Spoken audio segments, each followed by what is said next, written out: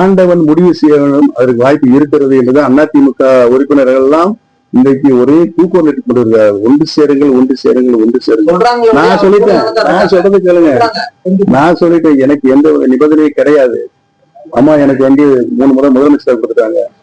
12 வருஷம் பொருளாதார கட்சியில இருக்கேன். நான் பொருளாதார பதவி இருக்கும் போது 2 கோடி ரூபாய் பற்றாக்குறை. நான் வெளியே வரும்போது 256 கோடி ரூபாய் வைப்பு நிதியாக வைத்து விட்டு வந்தேன். என்னை அம்மா எந்த நிலையில வச்சிருந்தாங்க உங்களுக்கு தான் தெரியும். 9 இடைத்தேர்தல் என்னது அம்மா நடத்த சொன்னாங்க. எதிர்கட்சியா இருக்கும்போது அதிமுக அதை நடத்திருக்கேன். நான் பல்வேறு பிரச்சனைகளையும் அம்மா எனக்கு கலந்து பேசியிருக்கிறாங்க. நான் அதெல்லாம் சில பேருக்கு வெளியே சொல்ல முடியாது. அந்த அளவுக்கு அம்மா எனக்கு முக்கியத்துவம் கொடுத்து வைத்திருந்தாரு என்பதுதான் வரலாறு. அம்மா இறந்தாங்க, பல பிரச்சனைகள் வருவாரு. என்னை பொறுத்தவரையில் எந்த ஒரு நிபந்தனையும் கிடையாது. இருக்கு புரிஞ்சுட்டீங்களா? நானே சின்னம்மாவிடம் பேசியிருக்கிறேன், திரு டிடி தினகரன் சார் அவர்களையும் பேசியிருக்கிறேன். எல்லாரும் இணையருக்கு தயாராக இருக்கிறாங்க. அவருக்கு நிபந்தனை அவர் சொல்லியிருக்காரு. அதெல்லாம் பேசி தீர்த்துக்கலாங்க. பொது நன்மை கருதி அதிமுகவுடைய இந்த கட்சி உயிர் பிடிப்போடு இருக்கிற அம்மா சொன்னார்களே, எனக்கு பின்னாலும் பல 100 ஆண்டுகள் அந்த இயக்கம் இயங்கும் என்று சொன்னார்கள். அது போல இயக்கம் தான் ஆட்சியில் இருக்கும் என்று சொன்னார்கள். அதை நிறைவேறக்கு யாரு வந்து உழைக்கணும்? நாங்க தான் உழைக்கணும். நாங்க எங்களை பொறுத்தவரை இங்க இருக்கல. நாங்க போய் வேற கட்சியில ஏதோ பதவி வாங்கிட்டு போயிடலாங்க. எங்களுக்கு அதெல்லாம் தேவையில்லைங்க. உருவாக்கப்பட்ட கட்சியில கடைசி வரைக்கும் நாங்கள் எங்களுடைய உழைப்பை தர வேண்டும் என்றுதான். மரியாதைக்குரிய அண்ணன் செங்கோட்டையன் அவர்கள் அனைத்து இந்திய அண்ணா திராவிட முன்னேற்ற கழகத்துடைய மூத்த தலைவர்களில் ஒருவர். புரட்சித் தலைவர் எம்ஜிஆர் மறைவுக்கு பின்பாக மறைந்த முன்னாள் முதலமைச்சர், என்னுடைய கழகத்தினுடைய போட்டிகளுக்குரிய பொதுச் செயலாளர் புரட்சித் தலைவி அம்மா அவர்கள் இந்த இயக்கத்தை தலைமையேற்று வழிநடத்திய பொழுது புரட்சித் தலைவி அருகாமையில் ஒரு முன்னணி தளபதியாக செயலாற்றியவர். அரசியலில் மிகப்பெரிய அனுபவம் கொண்டவர். அரசியலில் ஏற்றத்தாழ்வுகளை சந்தித்தவர். அதே நேரத்தில் அவருடைய உழைப்பிற்கு ஏற்ற அளவிலே இதய தெய்வம் டாக்டர் புரட்சித் தலைவி அம்மா அவர்கள் உயர்ந்த பதவிகளை எல்லாம் கொடுத்து அழகு பார்த்தார்கள். அதைத் தொடர்ந்து இன்று நம்முடைய கழகத்தினுடைய பொதுச் செயலாளர் எடப்பாடியார் அவர்களும் புரட்சித் தலைவி அவர்களிடத்தில் எந்த அளவிற்கு அவரை மதிப்போடும் மரியாதையோடும் வழிநடத்தினார்களோ அதேபோல் இன்றளவில் கழகத்தினுடைய பொதுச் செயலாளர் எடப்பாடியார் அவர்கள் ஒரு மூத்த தலைவராக இருக்கின்ற செங்கோட்டையன் அவர்களை அவரை மதித்து அழைத்து செல்கிறார் என்பதை நான் தெரிவித்துக் கொள்கிறேன். அதோடு மட்டுமல்ல, அதாவது அண்ணன் செங்கோட்டையனை பொறுத்தவரையில் இந்த இயக்கத்தோடு ஒன்றிணைந்து நிற்பவர். அவரோடு அந்த மாவட்டத்திலே இருந்த திரு முத்துசாமி அவர்கள், அவருக்கும் சில சோதனை வந்த பொழுது இந்த இயக்கத்தை காட்டி கொடுத்துவிட்டு எதிரடிக்கு சென்று இன்று அமைச்சராக இருக்கின்றனர். ஆனால் அதே மாவட்டத்தில் இருக்கின்ற ஒரு தலைவர் பல்வேறு சோதனைகளை சந்தித்தாலும் இந்த இயக்கத்தை நம்முடைய உழைப்பாலும் இந்த இயக்கம் வளர்ந்திருக்கிறது என்ற சிந்தனையோடு இந்த இயக்கத்திற்கு கடைசி வரை இறுதி வரை உறுதுணையாக இருப்பார் என்ற நம்பிக்கை எனக்கு இருக்கிறது. வரக்கூடிய 2026 தேர்தலில் பிரிந்திருக்கக்கூடிய அதிமுக ஒன்றிணைந்து போட்டிட்டாதான் அதிமுக வெற்றி பெற முடியும். இல்லைன்னா அதிமுகவுக்கு 2026 தேர்தல் தாழ்வு தான் அப்படின்னு ஒரு செய்தியாளர் சந்திப்பில் ஓபிஎஸ் அவர்கள் சொல்லியிருக்காங்க. அவர் சொல்வது அவருடைய கருத்தாக எடுத்துக்கொண்டாலும் கூட எந்த நிபந்தனையும் இல்லாமல் நான் இணைவதற்கு தயார் என்று சொல்லுகிறார். சொல்லிவிட்டு அடுத்தது என்ன செய்கிறார் என்று சொன்னால் உச்ச நீதிமன்றத்தில் கேவியட் போடுகிறார். அதுக்கு என்ன பொருள்? கட்சியை எதிர்த்து தேர்தல் களத்தில் இருக்கிறார். எதிரிகளோடு சேர்ந்து இணைந்து எங்களை எதிர்க்கிறார். அதற்கு என்ன பொருள்? தலைமை கழகத்திலே அடியாட்களை அடிக்கிறார். பொருளை சேதாரப்படுத்துகிறார். அதற்கு என்ன பொருள்?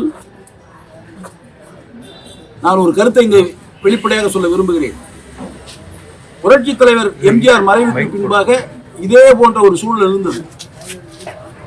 அப்பொழுது புரட்சி தலைவி அம்மா அவர்களை இந்த கட்சிக்கு தலைமையேற்க வைக்கக்கூடாது என்பதற்காக சில பெருந்தலைவர், ஏன் குறிப்பாக சொல்லுகிறேன், ஆர்.எம். வீரப்பன் போன்றவர்கள் எல்லாம் ஒரு சில தலைவர்கள் இணைந்து புரட்சி தலைவர் எம்ஜிஆருடைய துணைவியார் அன்னியார் ஜானகி அம்மையாரை முன்னிறுத்தினார்கள். முன்னிறுத்தி முதலமைச்சர் பொறுப்பையும் கொடுத்தார்கள். அதற்கு பின்பு நம்பிக்கையில்லா தீர்மானத்தில் ஆட்சி கவிழ்ந்த பின்பு தேர்தலும் வருகிறது. அந்த தேர்தலில் ஜானகி அம்மையாரை முன்னிறுத்தி மறைந்த முன்னாள் நடிகர் சிவாஜி கணேசன் அவர்களை கூட்டணி வைத்துக் கொண்டு தேர்தலத்தில் இருக்கிறார்கள். அவர்கள் ஒரு பிரிவாக நிற்கிறார்கள். புரட்சி தலைவி அம்மா அவர்கள் தொண்டருடைய செல்வாக்கோடு ஒரு பிரிவாக நிற்கிறார்கள். ஜே என்று அதற்கு பெயரிடப்படுகிறது. அப்படி பெயரிடப்பட்டு தேர்தல் களத்திலே அந்த வாக்கு வங்கிகளை பார்க்கின்ற பொழுது மக்களும் அதிமுக தொண்டர்களும் புரட்சி தலைவி அம்மா அவர்களை ஏற்றுக்கொண்டார்கள் என்று நிரூபணமாகிறது. அன்னியார் ஜானகி அம்மையார் அவர்கள் எந்த வகையிலாவது புரட்சி தலைவி அம்மா அவர்களை வெளியேற்ற வேண்டும் என்று ஜானகி அம்மையாரை பயன்படுத்துவதற்கு இந்த தலைவர்கள் முயற்சி செய்கிறார்கள். ஆனால் ஜானகி அம்மையார் முடிவெடுக்கிறார். என்ன என்று சொன்னால், இந்த இயக்கத்தை உருவாக்கியவர் என்னுடைய கணவர் உருவாக்கிய இந்த இயக்கம் பாழ்பட்டுவிடக் கூடாது. மக்கள் சக்தி அந்த அம்மையாரிடத்தில் இருக்கிறது.